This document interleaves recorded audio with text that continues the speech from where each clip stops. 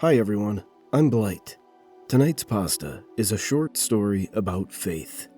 Before we begin, if you enjoy tonight's narration, don't be afraid to like and subscribe, or leave a comment down below. It would help the channel, and I would sincerely appreciate it. Now, let's get into tonight's narration. And remember, keep the lights on, folks. You know what would be delightful? To maybe watch television, or just sit around the house, or take a ride in the car without my father bringing up religion.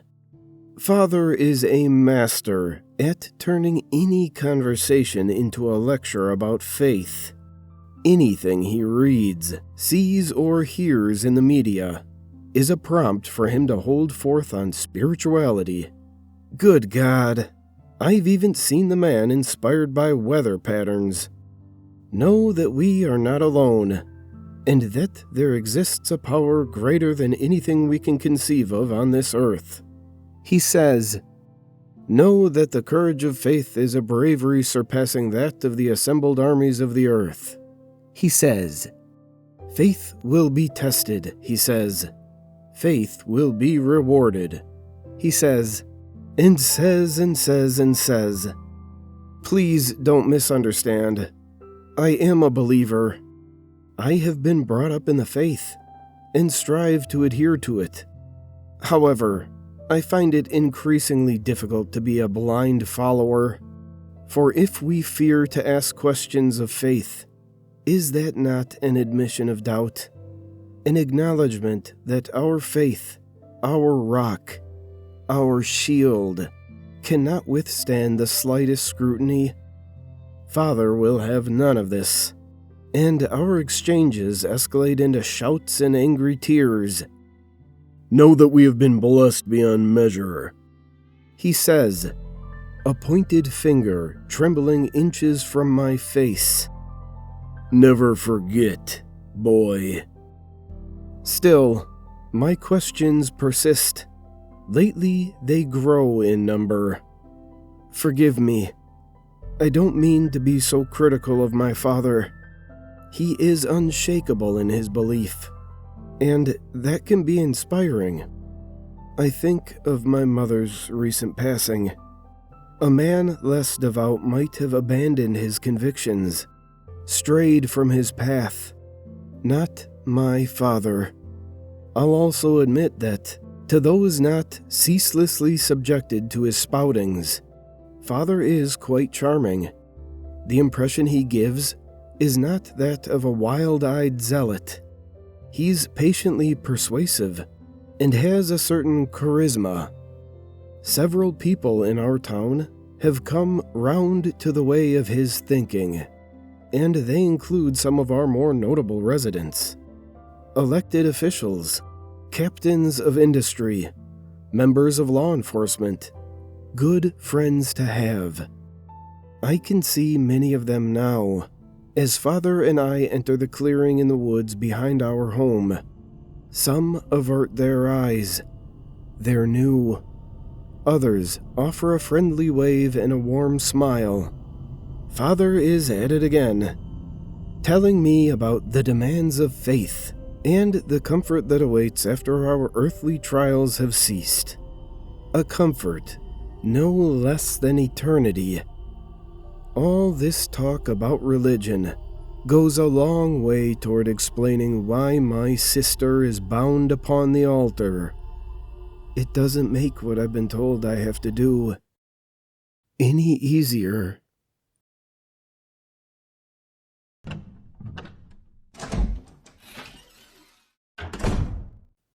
Now for today's bonus pasta. No one knew where it came from or how it happened. It was just another sunny, dull, and happy day in the small Michigan town where it began. It occurred with the small things first, like memories of anniversaries or memories of where the car keys were. Memories simply disappeared. And even when people found where their car keys were, or were reminded of their anniversaries, they would lose those memories in less than a minute. Of course, no one really minded the few people whose memories were the first to go. Maybe they were simply getting old and possibly developing Alzheimer's disease. Whatever the case, no one expected it would spread until everyone began having severe memory loss. Some forgot what jobs they had, others forgot their names, and many forgot where their keys were. Even when reminders were written, things were forgotten as soon as they were read. After the memory loss, the physical loss began. Cars that were parked on certain spots in the streets simply disappeared as soon as people looked away. Random items started disappearing with no explanation, but everyone was too busy wondering what else they had forgotten to notice what went missing. Some rambled about how God was punishing them. Others broke down emotionally, from forgetting their children's names, or from losing valuables. No one knew how it could possibly get worse until it did. Abilities started disappearing. At first, it was only the baker who lost his ability to bake. But then, the mechanic forgot how to use the hydraulic lift and crushed himself with a car, until everyone lost random abilities. Crashed cars filled the streets from people trying to flee, only to suddenly realize they lost the ability to drive. Some people sat crying on the streets because they lost their abilities to communicate. By the second week, everything was falling apart. Everyone had forgotten how to speak. Clothing randomly disappeared. Some starved because they had also forgotten how to eat. All the cars had randomly disappeared without a trace, along with random pieces of technologies, such as televisions and computers. Not that it mattered, because everyone had also lost their abilities to use them.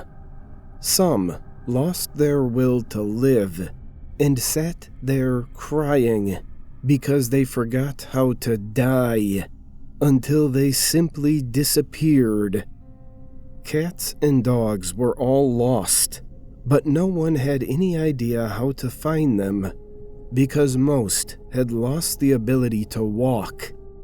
I couldn't stand it any longer, so I simply walked.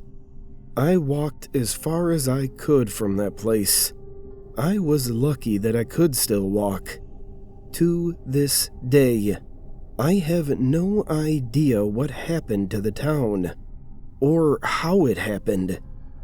I walked for miles until I collapsed near a quiet road. I was lucky that some old couple driving a pickup truck found me and drove me to a local hospital. I was treated and re-taught how to eat, speak, and read again. I doubt that I will ever remember my name or the name of my town, but I record this to say that unexplained things happen. I can only imagine what else the people of the town lost next. They could have easily lost their youth and turned into old piles of skin and bone. They could have lost their minds, and soon their bodies. All I know is that the whole town was simply just lost. Now you, the listener, might think this is simply ridiculous after all. Nothing is simply just lost, right? Well, let me ask you this. Have you ever started to say something, but lost what you were about to say